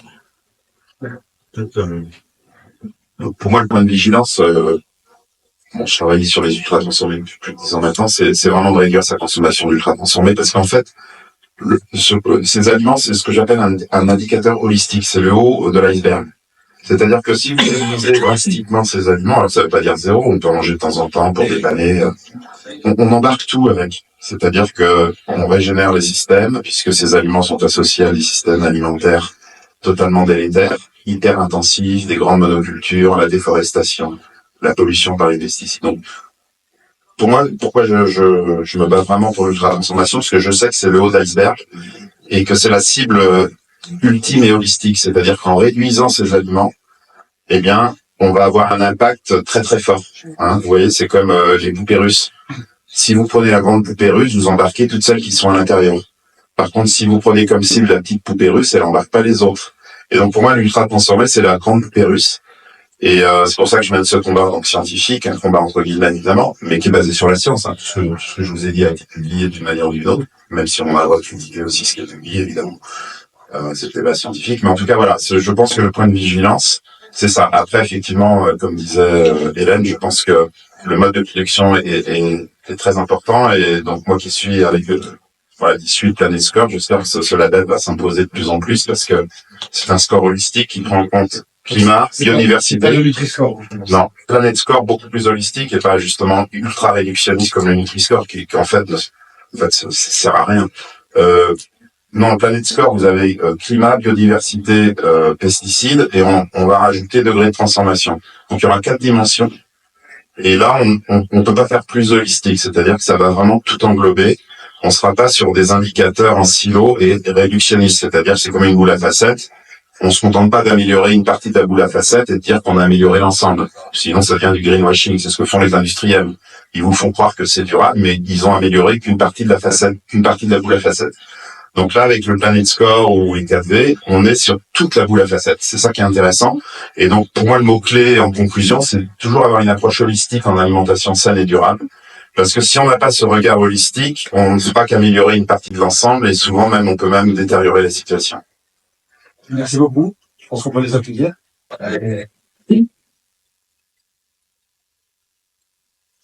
Je reprends le micro puisque c'est le moment des questions. Alors, qui a une question pour commencer? Je pense. Ensuite, le micro. Là, ça va. Monsieur. Vous nous dites de limiter au maximum les apports en corps gras. Évidemment, hein, surtout les mauvaises graisses, mais le corps humain a besoin de corps gras, ne serait-ce que pour fabriquer ses propres cellules. Donc, il faut bien en manger un minimum quand même. Si on n'en mangeait pas, qu'est-ce qui se passerait? Bon, c'est vrai que c'est... Manger lesquels? Max? On n'a pas dit ça, on n'a pas dit de... Qui veut répondre? Max, qui commence? C'est surtout moi qui veux. Non, j'adore la complétude qu'on a, la synergie. Alors, on avait dit, premièrement, effectivement, de ne plus manger de graisse. Ça, c'est un adage d'un certain temps. Effectivement, on doit, alors, limiter, encore une fois, c'est toute une question de dose et d'individu. Si vous faites des 3 marathons par mois, autant vous dire que votre système digestif n'est peut-être même pas encore assez développé pour pouvoir tout absorber. C'est une question d'individu. Ensuite, effectivement, il y a différents types de graisses. Hein. Le blanc du saucisson en huile d'olive, c'est du gras. C'est pas le même. D'accord? Donc effectivement, il y a des catégories. Il y a des catégories à faire attention. Ça crée des thrombus. D'accord? On a tendance à faire du cholestérol plus facilement avec certains types de graisses. D'autres, non, sont plutôt anti-inflammatoires. C'est ce qu'on va rechercher. Donc derrière ça, entraîne les sources. Voilà, les sources d'aliments. On entend souvent parler des oméga 3. Vaut mieux manger des petites sardines de qualité avec un petit label breton que du prime vert oméga 3. Voilà. Donc et puis qu'est-ce qui se passe si on n'en mange pas du tout? Votre corps, alors c'est encore une fois individuel, mais si vous mangez suffisamment, votre corps va essayer de tant bien que mal convertir principalement glucose en acide gras. Il va les synthétiser. Le cholestérol, c'est on le produit, d'accord? On le produit avec des graisses extérieures, mais on peut transformer ça en triglycérides, puis ensuite en tout cas le corps est capable, sauf pour certaines graisses qu'on appelle dites essentielles. Elles ne proviennent que de l'alimentation. Nous sommes ce que nous mangeons. Oui, donc en fait, on n'a pas dit de limiter le gras, parce que c'est au moins 30% des apports caloriques, c'est ce que j'ai dit au début. Non, ce qu'il faut limiter, c'est l'ajout. Mais le mot à retenir, c'est pas gras, c'est l'ajout, c'est le fait qu'on ajoute quelque chose qui n'a plus de matrice alimentaire. C'est comme le sucre, c'est les sucres liquides qu'il faut limiter, c'est pas le sucre naturel. Par exemple, un fruit séché contient 5 fois plus de sucre pour 100 grammes qu'un soda. Et pourtant, le sucre séché est bon pour la santé et n'est pas associé à maladie chronique, alors que le soda est associé à la prise de poids et au diabète. Donc on voit bien que le problème n'est pas le sucre, mais c'est l'aliment dans sa globalité. Le soda est une matrice liquide, ultra transformée, qui n'a pas de composés protecteurs, qui ne se mastique pas, et les sucres sont ajoutés, souvent des sucres ultra transformés. Et pour le gras, donc au moins 30% des apports caloriques. Après, on connaît quelques règles, ne pas dépasser 12% des apports quotidiens saturés, mais il faut bien distinguer le gras naturel, par exemple comme dans un avocat, un fromage, des produits laitiers, de la viande, d'un gras ajouté. Vous voyez? Donc ça, et donc, la vraie question, c'est plutôt le degré de transformation. Et moi, je dis souvent aux gens, vous appliquez les 4V pour le gras. C'est-à-dire, d'abord, du vrai gras, et non pas, comme disait Max, du prime vert, oméga 3, qui est ultra transformé, c'est de la chimie, c'est même plus un aliment. Donc, déjà, du vrai gras. Après, vous végétalisez, ça veut dire qu'il faut plus de graisse végétale que animale. Et après, vous variez dans le gras. Vous voyez, donc, c'est très, et puis après, vivant, c'est-à-dire plutôt une matière grasse, qui est issue d'une agriculture régénératrice. Donc, vous voyez, vous pouvez appliquer les 4V, ça marche très très bien. Et donc, et puis la stigmatisation du gras, faut savoir que c'est une arnaque qui date des années 60 aux États-Unis. C'est le lobby des sodas qui a fait pression pour qu'on accuse le sucre comme responsable de l'explosion de maladies cardiovasculaires aux États-Unis. C'était la première fois au monde qu'on voyait autant de maladies chroniques. C'est né aux États-Unis. Voilà, mais c'est parce que voilà, et donc parce qu'en fait le lobby des sodas voulait pas qu'on accuse de sucre, donc ils ont accusé le gras, donc ils ont fait des margarines pour effacer, ils ont fait du demi-étrémé, tous ces produits allégés, mais ça vient d'une arnaque, c'est pas du tout fondé scientifiquement, et ils ont voulu remplacer le gras par autre chose, et ils l'ont remplacé par du sucre et des céréales raffinées. Et non seulement les maladies cardiovasculaires n'ont pas disparu, mais l'obésité, c'est là qu'elle a commencé à exploser aux États-Unis. Vous voyez que de raisonner par nutriments avec en silo réductionniste, non seulement ça n'améliore pas les choses, mais ça les aggrave. Et donc, le gras, c'est bon pour la santé, à partir du moment où on le choisit qualitativement. Le gras, c'est la vie, oui, j'allais dire. Oui. Oui, je voudrais apporter un témoignage sur la biodynamie. J'ai fait un séjour d'une semaine dans une ferme biodynamique. On a mangé de la viande une seule fois. Hein. Ils ont des petits cochons, des vaches, en grande quantité. Mais alors, j'avoue que c'était une nourriture, mais qui, lorsque je suis rentrée, j'avais une pêche d'enfer. C'est vrai, réellement. C'était très intéressant d'ailleurs à vivre ces moments. Et je voudrais poser la question, la traçabilité des produits. On l'a pas toujours. Par exemple, je vais au marché Saint-Pierre, j'achète un morceau de poulet, etc. Il faudrait que je pose la question. Mais j'ai peur de demander et que j'avoue que je suis assez embarrassée de leur demander d'où provient l'animal, etc. Parce que c'est pas spécifié. Non. Voilà, donc ça devrait être. C'est vrai qu'on appelle le Planet Score facilement au marché Saint-Pierre. Qui répond? Plus on sera nombreux aussi à poser ces questions, plus ce sera indiqué et plus ils auront besoin. On le voit avec les cantines, encore une fois, qui depuis la loi Egalim se posent beaucoup plus de questions sur quels sont les produits qu'elles consomment, quels sont les labels, et du coup elles demandent des comptes à leurs fournisseurs qui sont des gros fournisseurs un peu déconnectés de la production locale. Et c'est intéressant parce que plus il va y avoir de demandes, plus ils vont aussi se justifier, indiquer quels sont les produits. Et après, sur les marchés, vous pouvez demander est-ce que vous êtes producteur, est-ce que c'est vous qui produisez, ou est-ce que vous êtes distributeur, et du coup, vous avez le droit, je pense, en tant que consommatrice, de demander. Et les producteurs se feront un plaisir en plus de montrer qu'ils sont producteurs. Et c'est vrai que c'est pas toujours évident sur les marchés de savoir qui est producteur et qui est. Nous, on encourage les producteurs à bien l'écrire en gros quand ils sont producteurs. Oui. Ce que vous soulignez est important, c'est vrai que c'est un problème, hein, c'est qu'on n'a pas. Alors après, le problème c'est que l'étiquette, au bout d'un moment, s'il y a trop de logos, de trucs, je sais pas si on aura la place de tout. Mais en tout cas, je pense qu'il y a deux choses qui seraient très importantes sur l'étiquette, c'est la liste des ingrédients. Comme par hasard, et en tout petit, il faut retourner l'aliment 6 fois avant de tomber dessus. Elle est écrite en 10 langues et c'est pratiquement, il faut une loupe. Alors que normalement, c'est l'info principale. C'est-à-dire quand on achète un aliment, c'est quelle est la qualité des ingrédients qui le composent. Si on achète, donc normalement ça devrait être ça qu'on devrait voir en gros. Et puis ce que vous dites, c'est-à-dire d'où viennent les ingrédients. Alors qu'un aliment ultra transformé, si vous prenez chaque brique de l'aliment ultra transformé, vous avez une brique qui vient du Brésil, une autre qui vient peut-être d'Asie, une autre d'Afrique. Donc c'est catastrophique pour la planète. C'est-à-dire c'est des briques qui viennent de toute la planète et qui sont réassemblées. J'avais lu qu'un yaourt lambda faisait 5000 km en Europe avant d'arriver dans notre frigo. Une question là-bas, mais je sais plus dans quelle langue c'était. C'était sûr. Oui, j'ai une question pour Anthony. Avec l'indicateur Planet Score, est-ce que l'indicateur SIGA est abandonné? Oui, SIGA, c'était un score qu'on avait développé avec l'application smartphone qui prenait en compte justement mes travaux, les Brésiliens, le degré de transformation, et puis l'expertise. On avait élaboré une liste exhaustive de tous les marqueurs d'ultra-transformation en France, donc ça avait été un travail de titan. En tout cas, au moins, on avait un score du degré de transformation des aliments. Alors, SIGA a fermé boutique fin 2022 pour raisons financières. On n'a pas été soutenu, puis il y a plein de raisons. La science, elle est toujours là, elle existe. Donc, sur le Planet Score, non, ce sera Nova. Mais je pense que ce sera bien aussi parce que déjà 4 niveaux de transformation, c'est pas mal pour consommateurs. SIGA, c'était plutôt pour travailler avec les industriels et la distribution, éventuellement pour être plus progressif pas à pas, parce qu'on avait 9 niveaux, on avait 7 groupes technologiques, non pas 4.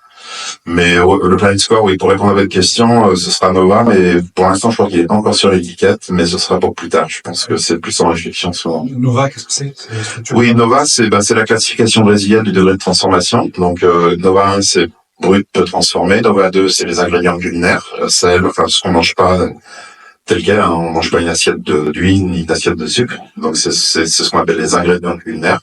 Et puis quand vous ajoutez les ingrédients culinaires au brut ou peu transformé, vous avez des aliments transformés, 3, Nova 3, et l'ultra transformé Nova 4, qui est du transformé 3, mais avec des agents cosmétiques dont je vous parlais.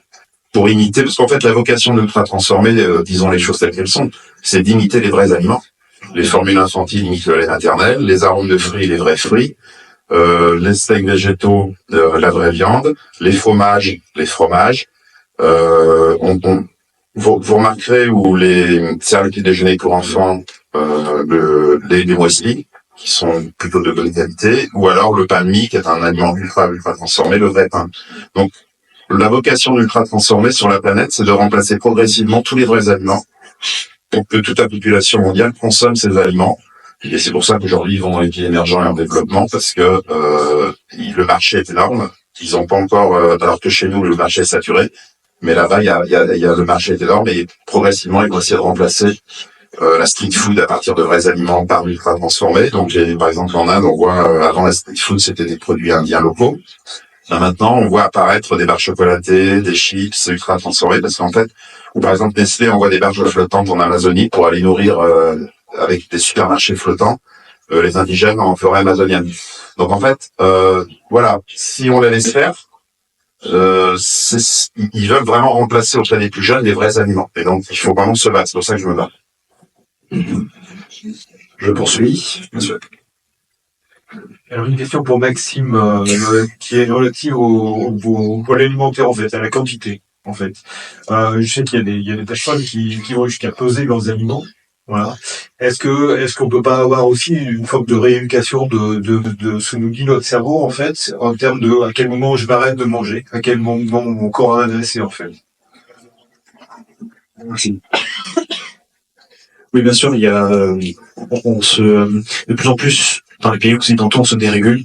Voilà, donc suite à la transformation des aliments, les phénomènes de satiété et de rassasiement sont de moins en moins perceptibles.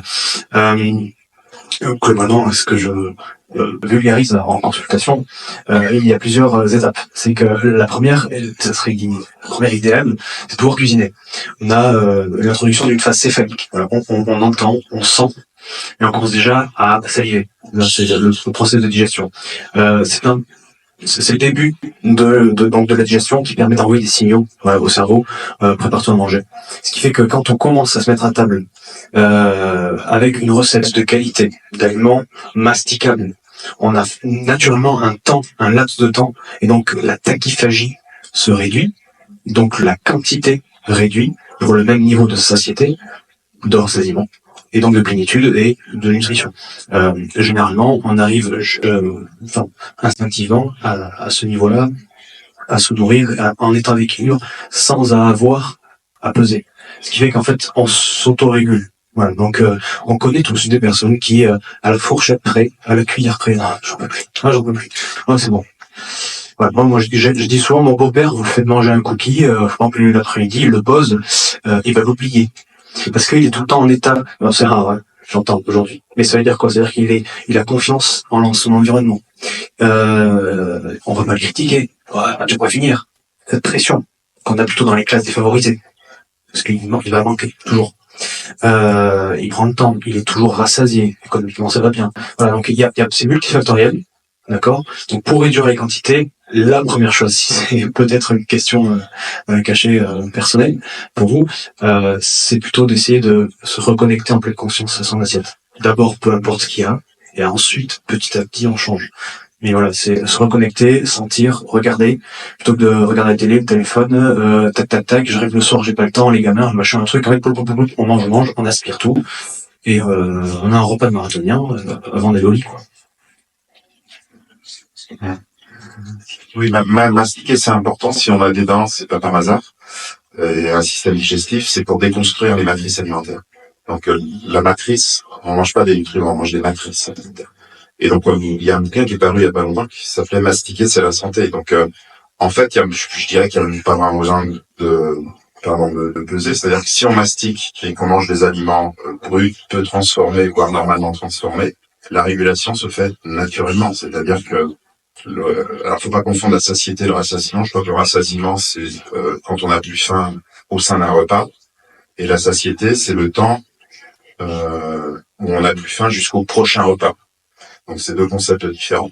Mais le mastiquer est vraiment essentiel, et justement, l'ultra-transformation est dangereuse parce que c'est beaucoup d'aliments friables, poreux, liquides, qui se mastiquent beaucoup moins. D'ailleurs, on dit que nos enfants mastiquent de moins en moins. Moi, après les conférences, j'ai discuté avec 2 ou 3 dentistes qui m'ont dit, en effet, nos enfants mastiquent de moins en moins parce que les aliments ultra-transformés, comme c'est les premières cibles pour l'ultra-transformation, c'est beaucoup liquide, mou, visqueux, poreux, semi-solide.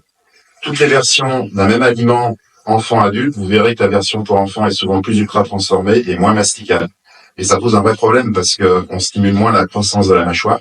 Si bien qu'une étude a été faite sur les aborigènes d'Australie, entre avant 1950 et après 1950, où ils ont eu accès à l'alimentation occidentale, et des chercheurs ont mesuré l'écartement de la mâchoire. Et quand ils se sont mis à l'alimentation occidentale, qu'on appelle souvent fait de malbouffe, notamment anglo-saxonne, ils ont noté un rétrécissement significatif de l'écartement de la mâchoire. Donc significatif, c'est-à-dire pas du hasard, d'un point de vue statistique, parce qu'en fait, ils se sont rendus compte que c'était une alimentation qui se mastiquait moins. Avant, ils mangeaient plutôt brut, avec fibreux, avec des matrices solides qui se mastiquaient. Donc mastiquer est vraiment l'acte essentiel, et comme disait Max, en pleine conscience, et la régulation se fait naturellement. Je peux vous assurer qu'avant qu'on débute la recherche, la science et les techniques, les gens se posaient pas ces questions et on est là, donc ça veut dire qu'ils sont pas morts. Donc en fait, je crois qu'il faut faire confiance aussi à son ressenti, c'est-à-dire que quand on a plus faim, il faut arrêter de manger tout simplement. Alors, simple exemple, pâte complète, pâte blanche, le même poids. Pâte complète, pâte blanche. Pas de droit, pas de chocolat. Non, je te laisse l'exemple pour terminer. Pour l'ultralite, c'est pâte complète, pâte blanche, au même poids et top départ. En fait, tout le monde se tend vers un riz basmati, quelque chose d'assez blanc, facilement à la cuisson rapide, mais personne n'achète des pâtes qu'il faut cuire 3/4 d'heure, littéralement. C'est des pâtes sombres, du pain complet, là en vache. Dernière question, et ensuite on doit plier bagage, mais vous êtes encore une fois les bienvenus à notre petit verre d'amitié par la suite. Merci pour les explications et les présentations. J'avais juste une remarque. J'aimerais bien qu'en fait l'innovateur global fasse attention quand on utilise le terme agroécologie, de vraiment pas le confondre avec l'agriculture bio, qui est un label, et l'agroécologie, je sais, c'est une chance, mais avec des connotations derrière politiques qui font croire que c'est vertueux, alors que l'agriculture actuelle majoritaire se dit agroécologique, notamment avec le HVE, donc haute valeur d'enfumage, qu'il faudrait arrêter. Et voilà, ça c'est un petit peu un débat, on va dire. Et moi j'ai plutôt une question en fait justement, c'est un peu le lien local et ultra transformé. Et si j'achète pour comprendre la grille, le nutrisseur, comment il s'appelle, le Planescore, voilà. Si j'achète une salade auvergnate toute composée, toute faite avec de la salade de chez Grelet, avec 5 fongicides et un glyphosate, avec un peu de lardon, avec un porc local mais bourré d'antibiotiques, et à côté de ça j'achète un ultra transformé bio, quel est le mieux ou le pire? Le vache pour finir. En fait, elle fait rire parce que il y a une forme de bon sens et une forme d'inconscience. C'est que derrière ça, on devrait tous être savants, même presque tous être nutritionnistes, avoir tous de l'éducation depuis la petite enfance, c'est juste une question de fiche technique. Oui, la fiche technique, la recette, je sais pas, la différence entre telle ou telle recette, sachant qu'elle n'a pas les mêmes ingrédients, de ce que je comprends, est-ce qu'elles sont différenciables? Non. Si on regarde la valeur nutritionnelle, parce qu'elles sont équitables, mais pas les mêmes recettes, est-ce qu'il faut les comparer sur la valeur nutritionnelle ou plutôt la qualité nutritionnelle, la filière et tout bien quand il va échanger. Donc voilà, c'est vraiment une question de recette. Alors, c'est une question que la recherche abeille fait, puisque il y a plein de combinaisons possibles. Mais comme je disais tout à l'heure, si vous achetez bio, hors France, hors saison et ultra transformé, ça sert à rien, quoi.